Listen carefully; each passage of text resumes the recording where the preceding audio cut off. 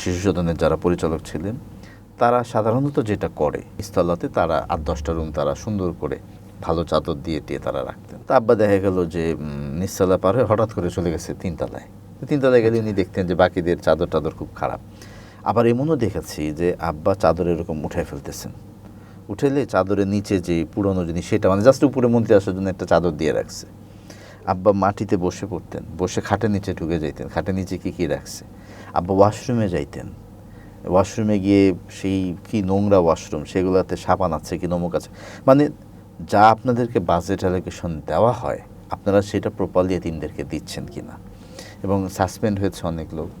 Social মিডিয়ায় অনেক সময় একটা ছবি ভেসে ওঠে যে আপনার বাবা একটা টিফিন ক্যারিয়ার থেকে খাবার খাচ্ছে। ও হ্যাঁ, এটা হচ্ছে দুটো, একটা হচ্ছে যে টিফিন ক্যান, একটা সবুজ রঙের বাটি আছে। রাইট। এটা হচ্ছে উনি যখন ২১শে আগস্টের মামলায় তখন আমি এই খাবারটা নিয়ে যেতাম। তো যেই ছবিটা ভাইরাল হয়েছে ওই সময় আমার বোনও আছে, ওই ছবিটা আমার বোন আছে, বোনের হাজব্যান্ডও আছে। তো ওরা, আমার বোন হচ্ছে দেশের বাইরেও পিএইচডি করতেছিল তখন। তো তারা যখন আসছে ফলে তাদেরকেও নিয়ে গেছে। আমি তো রেগুলার যেতাম, ওনাদেরকে ওই দিন নিয়ে গেছি। ২১শে আগস্টের কোর্ট সপ্তাহে ২ দিন হতো, কোনো কোনো সপ্তাহে ৩ দিন হতো। ওই শেষ দিনে জাজ সাহেব পরিবারের সাথে দেখা করার অনুমতি দিতেন ১০ মিনিট বা ১৫ মিনিট। আচ্ছা, তখন ওই পরিবার খাবার নিয়ে যেত। আমি একা না, সকল অভিযুক্তরা এই সুযোগটা পেত।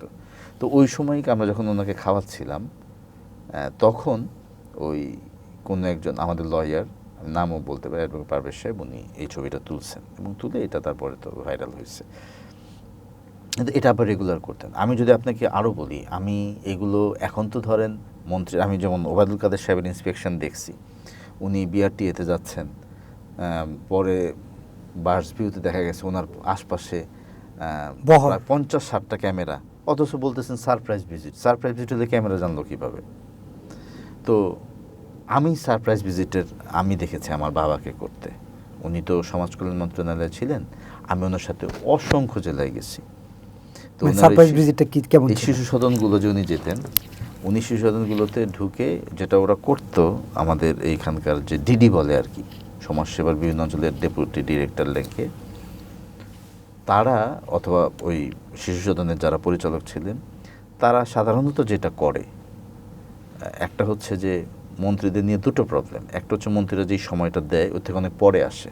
আব্বা এটা ভাঙলেন, আব্বা সময় মতো চলে যেতেন, তারা দেখতেন খালি। ওরা এইভাবে কয়েকবার ইম্বারেস্ট হওয়ার পরে তাদের কাছে এটা মোটামুটি ছড়াই গেছে যে এই মন্ত্রী ওরকম না, সময় মতো চলে আসে। সেকেন্ড হলো উনি যখন ঢুকতেন তারা ওই নিচতলায়, তখন ৪তলা বিল্ডিং, নিচতলাতে তারা ৮-১০টা রুম তারা সুন্দর করে ভালো চাদর দিয়ে তারা রাখতেন। তা আব্বা দেখা গেল যে নিচতলা পার হয়ে হঠাৎ করে চলে গেছে তিনতলায়। তিনতলায় গেলে উনি দেখতেন যে বাকিদের চাদর টাদর খুব খারাপ। আবার এমনও দেখেছি যে আব্বা চাদর এরকম উঠায় ফেলতেছেন, উঠেলে চাদরের নিচে যে পুরনো জিনিস সেটা মানে জাস্ট উপরে মন্ত্রী আসার জন্য একটা চাদর দিয়ে রাখছে।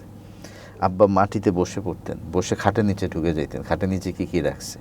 আব্বা ওয়াশরুমে যাইতেন, ওয়াশরুমে গিয়ে সেই কি নোংরা ওয়াশরুম সেগুলোতে সাবান আছে কি নমক আছে, মানে যা আপনাদেরকে বাজেট অ্যালোকেশন দেওয়া হয় আপনারা সেটা প্রপারলি এতিমদেরকে দিচ্ছেন কি না। এবং সাসপেন্ড হয়েছে অনেক লোক। এটা আমি বলবো যে প্রথম কয়েক মাসে এই জিনিসটা বেশি হয়েছে, এরপরে কিন্তু মোটামুটি তারা অ্যালার্ট হয়ে গেছে। এরপরে তারা বাকিদের শুনেছে। ইভেন আব্বার একটা প্রজেক্ট ছিল, এই যে আপনি ইউনূস সাহেবের কথা বললেন, ওনাদের পুরো বিপরীতে একটা, সেটা হচ্ছে সুদমুক্ত ঋণ বিতরণ, সুদমুক্ত। আচ্ছা। এবং আমি দেখেছি যে আব্বা যখন এই টাকাটা ইনভেলপে দিতেন, ইনভেলপটা আব্বা খুলতেন, খুলে ধরেন ৫,০০০ টাকা আব্বা নিজে গুনতেন। কারণ ওনার কাছে এটাও রিপোর্ট আছে যে খামে যে টাকা দেয় অনেক সময় টাকা কম বেশি থাকে। আচ্ছা, ৫-এর জায়গায় ৩ দেয়, ২ দেয় না, এরকম অনেক কিছু। তো ওনাকে উনি দেখতাম যে টাকা গুনতেন এবং গুনে গুনে দিতেন, তাতে সময় বেশি লাগতো, কিন্তু উনি প্রত্যেকটা প্যাকেট গুনতেন, গুনে গুনে দেখতেন উনি যা বলতেছেন ওকে ১০, ওকে ৫। কারো ব্ল্যাক গোট বেঙ্গল ছিল তখন, ওই যে ব্ল্যাক বেঙ্গল গোট, হ্যাঁ, কালো ছাগল, ওইটা। তো ওইটা যেইটার যেই টাকা, সেই টাকাটা অ্যাকুরেট দেওয়া হচ্ছে কিনা এটা উনি একদম প্রত্যেকটা গুনতেন।